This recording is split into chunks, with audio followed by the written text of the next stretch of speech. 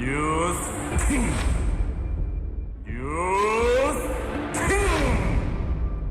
뉴스 킹! 박지훈입니다. 박지훈과 함께하는 당신이 뉴스킹. 안녕하십니까, 뉴스킹의 박지훈입니다. 어제 오후 4시 10분경 일본에서 7.6 규모의 강진이 발생해서 대형 쓰나미 경보까지 내려지기도 했습니다. 아직까지 원전 피해 소식은 없지만 여진이나 쓰나미가 예상이 되는데요. 일본 지진 영향으로 우리나라 동해안도 여진 피해가 있으니까 조심을 해야 될 것 같습니다. 자, 오늘 뉴스킹에서는 김수민 평론가, 박용진 더불어민주당 의원, 천하람 개혁신당 창당준비위원장, 용봉탕의 김용남, 정봉주 전 의원이 출연을 합니다.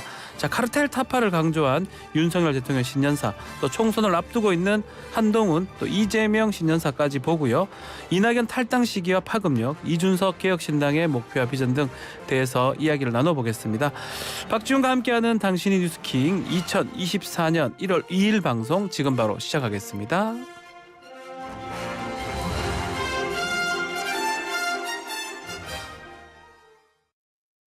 모든 인쇄 가능한 성원 에드피아. 온라인 주문 간편한 성원 에드피아. 누구든지 어디서나 쉽고 빠르게 인쇄의 유토피아. 성원 에드피아. 쉽고 편한 인쇄가 현실이 되는 곳.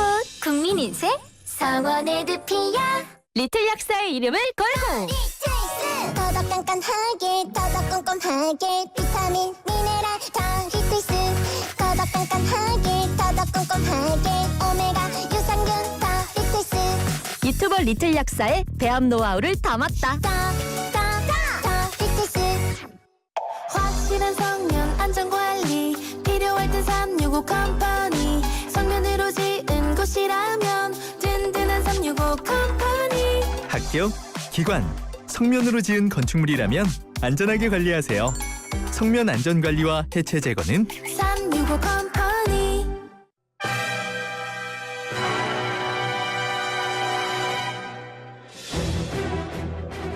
오늘도 뜨거운 이슈 시원하게 풀어보겠습니다. 킹스맨 김수민 사평론가 나오셨습니다. 안녕하십니까? 네, 반갑습니다.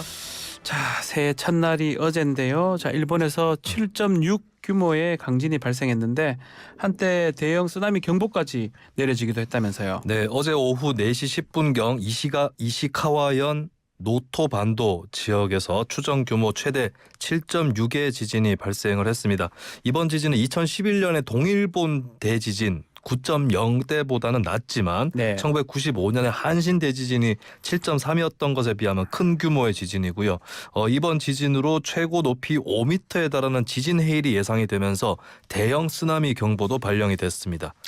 자, 진도 7 정도의 규모가 2018년 9월 달에 홋카이도 지진 이후에 처음이잖아요. 이 정도 강도면 피해 규모가 얼마나 됩니까? 네, 우리나라에 있었던 지진을 예로 들어보면 네. 2016년에 경주 지진이 있었죠. 예. 이 경주 지진 250개가 동시에 발생한 규모라고 계산을 해보시면 되겠습니다. 예. 그리고 이시카와현의 와지마시 중심가에서는 건물 붕괴는 물론이고 도로의 자갈길이라든지 타일까지도 무너지는 그런 균열 사태까지도 발생을 했고요. 현재까지 확인된 인명피해 규모 정확하게 피해 내역이 집계가 되지 않은 상태이긴 한데요. 4명 사망 30여 명 부상 이렇게 교도통신이 보도하기도 했습니다. 특히 이제 일본 원전이 가장 많이 밀집된 고요시거든요. 이번 지진 발생한 곳. 혹시 피해 소식 있습니까? 네, 이번 지진이 발생한 노토 지역은 일본의 중서부 해안에서 동해를 향해서 뻗어나온 반도 지역인데요. 그렇죠. 2011년 후쿠시마 원전 사고 이후에 시카 원전이라는 이 원전들이 이제 가동을 중단했었습니다. 바로 이 원전들이 있는 지역이기 때문에 더 세심한 주의가 필요한 그런 상황이겠고요. 하야시 관방장관은 현재까지 원전에는 이상이 없는 것으로 확인이 됐다라고 일단은 발표를 했습니다. 자, 어제 일본 해역에 있었던 이 강진 여파로 우리나라 동해안 지진 해일의 영향권이 될 것 같습니다. 네, 지진 해일 여파가 오후 6시가 지나면서 한국 동해안에서 관측이 되기 시작했는데요. 네. 강릉, 강원 강릉시 남항진, 동해시 묵호항, 속초시 속초항 등의 이 해일이 동해안에 이제 도착을 하기 시작을 했습니다. 기상청에서는 처음 도달한 지진 해일보다 파고가 높은 해일이 뒤이어 도달할 수 있고 24시간 이상 지속될 수 있다라고 하면서 추가 정보를 확인해 달라고 당부했습니다. 이 전문가들이 이번 지진으로 인한 피해보다 여진으로 인한 피해 더 조심해야 된다 경고를 했네요. 네, 상당히 오랜 기간 여진이 이어질 수도 있다라고 하는 게 전문가들의 관측이고요. 규모가 큰 여진이 동반될 수도 있다라고 주의를 요망했습니다. 지반이 약해진 상황에 여진까지 발생하면 7 이하의 작은 지진에도 2차 피해가 발생한다라고 하는 것이 전문가들의 주의사항입니다. 자, 우리나라도 안심할 수가 없는데요. 자, 뭐 간략하게 지진 해일 대피 요령도 있을까요? 네, 지진 해일 특보가 발령이 되면 지진 해일 긴급 대피 장소로 지정된 곳이나 높은 곳으로 대피하라라고 하는 것이 지진 대피 요령입니다. 예. 그리고 바닷물이 갑자기 빠져나가거나 기차와 같은 큰 소리가 났을 경우에 대피하라. 뭐 이렇게 큰 소리 났으면 도망가야 된다. 그렇습니다. 예. 갑자기 고라니 소리가. 예. 네, 그리고 이제 지진에 따른 해일 같은 경우는 이제 여러 차례 긴 시간 동안 반복된다. 이게 이제 특징이거든요. 예, 그렇기 때문에 완전히 해제될 때까지 낮은 곳으로 가면 안 된다라고 하는 거고요. 네. 그리고 선박들이 이제 조업을 하고 있는데 지진 해일 경보가 발령이 되면 이때 주의해야 될 것은 수심이 깊은 지역으로 가야 됩니다. 깊은 지역으로. 해안가로 가면 안 됩니다. 해안가로 갈수록 파도도 높아지고 유속도 빨라진다. 예, 높은 곳으로 대피하는 것과 마찬가지로 수심이 깊은 지역으로 선박은 대피를 해야 된다는 것을 잊지 마셨으면 좋겠습니다. 자, 해안가 거주하시는 분들도 지진 해일 대처법 잘 숙지하시길 바라면서요. 이번 지진 해일 관련해서 새로운 소식 들어오면 바로 뉴스 전달해 드리겠습니다. 자, 윤석열 대통령 어제 새해 첫날 신년사를 전했는데요. 올해를 민생 회복의 한 해로 만들겠다 의지를 드러냈네요. 네, 어제 집권 3년 차를 맞은 윤석열 대통령은 신년사를 통해 올해를 민생 회복의 한 해로 만들겠습니다 라고 약속을 했습니다. 네. 신년사 발표는 작년처럼 20분 동안 방송 생중계로 진행이 됐고요. 회견장 배경에는 국민만 바라보는 따뜻한 정부라고 하는 문구가 적혀 있었습니다. 이 연설에서는 경제가 19차례, 민생이 9차례씩 언급이 됐습니다. 자, 작년에 이어서 이번 신년사에도 카르텔이 또 등장을 했습니다. 이번에 좀 달라요. 이권과 이념에 기반을 둔 패거리 카르텔 반드시 타파하겠다라고 했는데 어떤 의도입니까? 어떻게 해석해야 됩니까? 네, 윤 대통령이 지난해 1월 신년사에서도 네. 기득권 유지와 지대 추구에 매몰된 나라에는 미래가 없다라고 하면서 이제 기득권과의 전쟁이라고 하는 그런 개혁 드라이브를 천명을 했는데 이번 신년사에서도 카르텔이라는 단어를 썼고 이걸 3차례 사용을 했습니다. 결국에 이제 이 카르텔이 뭐 한국의 경제라든지 재정 이런 데 악영향을 끼치고 있다라고 하는 변함없는 인식을 나타내 주고 있고 사실 이 카르텔이라는 그 문제 의식에 따라서 뭐 시민사회 단체라든지 또 야권 이쪽하고 이제 어느 정도 강경한 모습을 보여왔는데 예. 이것이 올해에도 어느 정도 유지되는 거 아니냐 이런 관측이 나오고 있습니다. 자, 패거리 카르텔. 네, 알겠습니다. 네. 자, 한편 여야 새해를 맞아서 100일 앞으로 다가온 총선 승리를 다짐했는데요. 먼저 국민의힘 한동훈 비대위원장 민심을 화두로 총선에 임하겠다 이렇게 얘기를 했습니다. 네, 한동훈 비대위원장은 어제 서울 동작구에 국립서울현충원을 찾는 것으로 새해 일정을 시작을 했습니다. 한 위원장은 일부 지지자들의 셀카에 응하는 등 친근한 모습을 부각시키기도 했고요. 그리고 이동 중에 김대중 전 대통령 묘역 쪽에서 이재명 민주당 대표를 만나기도 했습니다. 아하. 만나서 두 사람이 덕담을 나누기도 했고 그리고 기자들 앞에서는 총선 전에 가장 큰 뇌관이자 주제로 떠오른 김건희 특검에 대한 입장을 밝혔는데요. 이것을 도이치 특검이라고 부르면서 총선용 악법이라고 규정을 하면서 이 법으로 총선을 치르는 것은 국민의 눈과 귀를 가리는 것입니다. 라는 입장을 내놨습니다. 도이치 특검이라고 부르면서 지금같이 얘기를 했군요. 자, 민주당 이재명 대표는 원팀을 강조하면서 분열 이슈를 좀 잔재우려 노력을 했다고 하네요. 네, 이재명 대표도 신년사를 발표를 네. 했는데요. 다가올 총선에서 반드시 승리해 국민과 나라를 지켜야 한다는 사명만 있다. 민주당은 어느 때보다 크고 단단한 하나가 되겠다라고 밝혔습니다. 이것은 이제 이낙연 전 대표 등이 최근에 대표 사퇴 요구를 했는데요. 이에도 불구하고 계속 단합을 강조를 하면서 현 체제로 가겠다라고 하는 그런 취지로 읽히고 있습니다. 자, 또 여야 전직 대표들은 오늘은 신당 창당 계획이 이제 명확해졌습니다. 자, 두 전 대표 행보도 주목이 되는데 먼저 이준석 대표 새해 첫날 현충원을 찾았네요. 네, 국민의힘을 탈당하고 갇힌 개혁신당 창당을 추진하고 있는 이준석 전 대표 창당 준비위원장을 맡은 천하람, 이기인 두 위원장과 함께 현충원을 찾아 참배를 했습니다. 이준석 대표도 윤석열 대통령과 마찬가지로 신년사에 카르텔을 언급을 했습니다. 정치 세력 교체 필요성을 강조했는데 이 전 대표 언급한 또 카르텔은 윤 대통령과 좀 다른 것 같기도 하고 카르텔이 네. 유행하네요. 이준석 전 대표는 권력만을 노리는 네. 패거리 카르텔이라는 표현을 썼는데 이것을 두고 설명을 했는데 자신들이 뜻하는 대로 안 되면 상대를 패거리 카르텔로 지목하고 괴롭힌다라고 설명을 했습니다. 그러니까 이제 상대를 패거리 카르텔로 지목하는 사람이야말로 패거리 카르텔이다라고 하는 게 이준석 전 대표의 표현이었고 그러면서 정치 세력의 교체를 꼽으면서 이것이 이제 정치를 바로잡을 수 있는 방법이다라고 강조했습니다. 자, 이준석 대표 창당 준비 상황 잠시 후에 천하람 창당 준비위원장과 인터뷰를 하면서 더 구체적으로 이야기를 좀 나눠보겠습니다. 자, 한편 이낙연 전 민주당 대표 고향에서 세회를 보냈네요. 네, 이낙연 전 대표는 고향에 있는 행주산성에서 신년 인사회를 가졌는데요. 최근에 신당 합류를 선언한 이석현 전 국회 부의장 그리고 지지자 500여 명이 참석을 했습니다. 이 자리에서 이낙연 전 대표는 국민께 양자택일이 아닌 새로운 선택지를 드려야 합니다. 라고 하면서 신당 창당 의지를 밝혔습니다. 오늘 너무 잘하시는 것 같은데요. 고맙습니다. 네, 다 똑같은 것 같아요. 깜짝 놀랐습니다. 예. A 목소리, B 목소리가 다 똑같다는 아니요. 뜻인가요? 그 사람하고 각각으로 비슷한 것 같아요. 과찬의 말씀. 너무너무 놀랐습니다. 네. 자, 그러면서 결국은 큰 싸움을 벌여야 한다면서 뭐 창당 의지를 굳혔다고 봐야 되겠죠?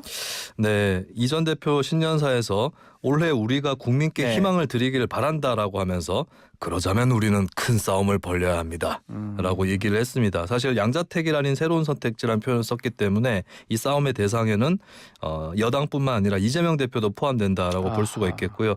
지난달 12월 30일에 이낙연 전 대표가 이재명 대표하고 회동을 했지만 결국 네. 합의점을 찾지 못하게 했기 때문에 이렇게 이제 탈당과 신당 창당의 흐름으로 접어들게 됐습니다. 자, 이제 새해가 됐습니다. 윤석열 대통령은 새해 첫날부터 민생을 강조했습니다. 자, 그래서 올해 경제 상황 또 정책 등 뭐가 달라지는지 궁금하실 텐데 자, 임금 먼저 한번 살펴보겠습니다. 올해부터 최저임금 또 군 장병 월급 모두가 오릅니다. 네, 최저임금은 2024년 1월 1일부로 네. 시간급 9,860원으로 지난해에 비해 2.5% 소폭 인상되었습니다. 이게 1급으로 치면은 78,880원이고요. 네. 월로 환산하면은 206만 740원이라고 보시면 됩니다. 그리고 이 월급 중에서 군 병사 월급이 눈에 많이 띄는데 병장 기준으로 올해 그러니까 작년이죠. 작년에 100만 원이었던 것이 올해 125만 원으로 오르게 됩니다. 그리고 이병은 60만 원에서 64만 원으로 오르게 되는데 이 같은 내용들은 정부가 발간한 2024년부터 이렇게 달라집니다라고 하는 이 책자에 수록돼 있습니다. 군 장병 월급도 많이 오르는데요. 자, 인구 위기 대응책으로 육아휴직 등 다양한 출산 또 양육 지원책들이 도입이 됩니까? 네, 부모급여 지원금이 대표적인 정책입니다. 네. 0세 월 100만 원, 1세 월 50만 원으로 확대가 되고요. 그리고 원래 있었던 3+3 부모 육아 휴직제가 6+6으로 확대 개편이 됩니다. 이렇게 되면 부모가 동시에 혹은 순차적으로 육아휴직을 사용을 해서 예. 첫 6개월간 부부 합산 최대 3,900만 원까지 지원을 받을 수 있다라고 하는 거고요. 그리고 혼인신고일 전후 2년 이내나 자녀 출생일 2년 이내에 직계 존속에게 재산을 증여받을 경우에 최대 1억 원까지 증여세가 면제되기도 합니다. 증여세 면제까지 있군요. 자, 또 눈에 띄는 게 있어요. 중대 범죄자들에게 대한 머그샷 공개가 이제 가능해지는 것 같아요. 특히 스토킹 범죄자들한테는 전자장치를 부착할 수도 있게 됐네요. 네, 머그샷이라고 하면 이제 신상 공개를 하는 네. 이 이제 사진 같은 것을 머그샷이라고 찍는 하는데 거, 예. 그 전까지는 살인이라든지 성폭력 범죄로 한정이 돼 있었습니다. 하지만 앞으로는 중상해, 특수상해, 아동 청소년 대상 성범죄, 조직 마약 범죄 등으로 이 머그샷 대상이 확대가 되고요. 이때 이제 이런 범죄자들에 대해서는 필요하면 강제 촬영과 공개가 가능하게 됩니다. 네. 그리고 스토킹 범죄 재발 우려가 있다고 인정되는 가해자의 경우는 피해자에 대한 접근 금지를 명령을 하고 잠정 조치로서 위치 추적, 전자장치를 부착하는 것도 가능해집니다. 알겠습니다. 자, 또 지난해 말에 세상을 떠난 배우 이성균 씨.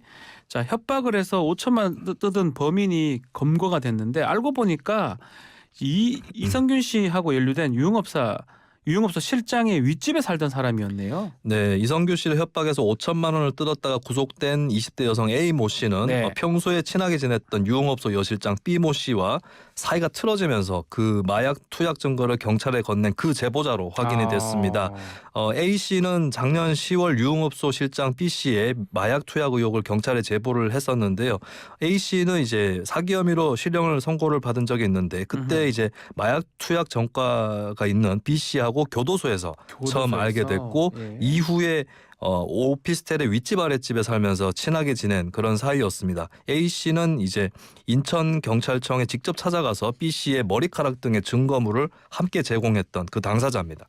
자, 그럼 A 씨가 지금 협박범인데 A 씨가 이성균 씨 협박했을 당시에 이성균 씨하고 A 씨는 또 전혀 모르는 사이라고 하는데 어떻게 협박을 할 수 있었을까요? 네, A 씨가 이성균 씨한테 어떻게 협박을 했냐면 네. 그 마약을 투약한 B 씨를 구속을 시킬 건데 돈도 받아야겠다라고 하면서 B 씨에게 이성균 씨가 준 돈을 모두 회수를 하고 그리고 나한테 주는 2억 원으로 마무리를 하자.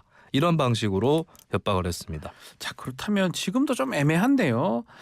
직접 협박한 A 씨하고 또 마약 투약한 B 씨하고 이 두 사람이 공갈 이거를 공모했을 가능성은 없을까요? 네, 당초 경찰은 두 사람이 공갈 사건을 공모한 것으로 의심을 하기는 했는데요. 네. 그런데 이제 일단 A 씨와 B 씨가 서로 짜고 함께 이성균 씨를 협박하지는 않은 것으로 일단은 경찰이 판단을 했습니다. A 씨는 평소에 언니라고 부르면서 B 씨하고 매우 가깝게 지냈는데 이 B 씨를 마약 투약범으로 경찰에 제보한 배경에 금전 문제라든지 이성균 씨에 대한 협박 사건이 깔려 있는 것으로 일단 해석을 하고 있습니다. 자, 또 한 유명 유튜버가 이성균 씨 관련해서 이 협박범의 신상을 공개해서 좀 논란이 좀 생겼습니다. 이 사적 제재 아니냐라고 좀 얘기를 하고 있거든요. 카라큘라 범죄연구소라고 하는 네. 유튜브 채널에서 지난 12월 30일에 유흥업소 여실장의 공범 C 씨를 연상시키는 20대 여성 A 씨의 신상을 공개를 했습니다. 네. 이미 이제 이 채널에서는 부산 돌려차기 사건, 롤스로이스 사건 이런 강력 범죄자의 신상을 공개하면서 주목을 받은 유튜버인데요. 사적 제재 논란이 있는데 사실 이것이 이제 과연 가능한 것인지 또 이 유튜버는 그렇죠. 어떤 조치를 받게 되는지 이런 것들 좀 자, 우리 현행법 뭐 외국하고 많이 다른 특히 미국의 많은 주법은 범죄를 저질렀을 때 알 권리 차원에서 얼굴을 공개하는 경우가 많습니다. 네네. 그런 주가 많은데 우리나라 같은 경우는 뭐 강력 범죄 이 공개위원회를 거쳐가지고 신상을 공개하도록 돼 있기 때문에 그 전에 공개를 하게 되면 이게 명예훼손죄나 뭐 정보통신망법 위반이 될 수가 있습니다. 아마도 지금 이 카라큘라 범죄연구소도 그렇게 될 가능성이 매우 높은데 아마 네. 그걸 알고도 본인이 감수를 하고 했던 게 아닌가 생각이 듭니다. 다만 그렇게 한다 하더라도 그 본인의 명예가 훼손된 사람이 뭐 고소를 해야지 진행이 될 수 있기 때문에 반의사 불벌죄, 요게 친고죄. 네. 그렇기 때문에 아마 그걸 좀 봐야 될 것 같은데 일단은 지금 현행법상으로는 이렇게 사적으로 누구를 공개하거나 하면 범죄가 될 수 있고요. 네. 아마 이런 것들을 알고 있지만 우리 최근에 그 아주 유행했던 모범태시 같은 드라마 있습니다. 네네. 약간 사적 제재거든요. 네. 많은 국민들이 이 공권력이 제대로 작동하고 있느냐. 안 되면 저런 사적으로라도 좀 복수를 하고 해야 되지 않느냐. 이런 어떤 심리하고도 좀 맞닿아 있는 게 아닌가 생각이 네. 듭니다. 그렇지만 범죄가 됩니다. 네. 알겠습니다. 자, 이제 올해 새해가 됐는데 우리 김수민 평론가 뭐 목표 같은 게 있습니까? 올해 새해는 작년보다 잘하자. 아유, 네, 소박한 목표입니다. 저도 네. 이 자리를 항상 지키면서 잘해보자 네. 이 목표가 있는데 하여튼 우리 킹스맨 계속 잘 부탁드리겠습니다. 네, 고맙습니다. 감사합니다. 김수민 평론가와 함께했습니다.